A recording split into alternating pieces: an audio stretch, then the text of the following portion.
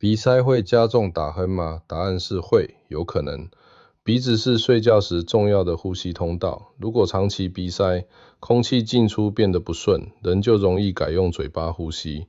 张口呼吸时，下巴和舌头的位置可能往后掉，让喉咙空间变窄，气流通过时震动变大，就可能让打鼾更明显。常见造成鼻塞的原因包括过敏性鼻炎、鼻中隔弯曲、下鼻甲肥厚、慢性鼻窦炎、鼻息肉等。这些问题不一定会直接造成睡眠呼吸中止症，但可能让原本的打鼾或睡眠呼吸问题变得更严重。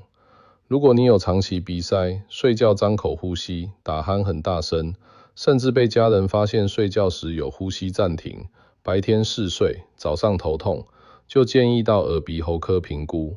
治疗上会先找出鼻塞原因，可能透过鼻喷剂、过敏控制、鼻窦炎治疗，必要时才考虑手术改善鼻腔通气。改善鼻塞不一定能完全治好打鼾，但常常是改善睡眠呼吸品质的重要第一步。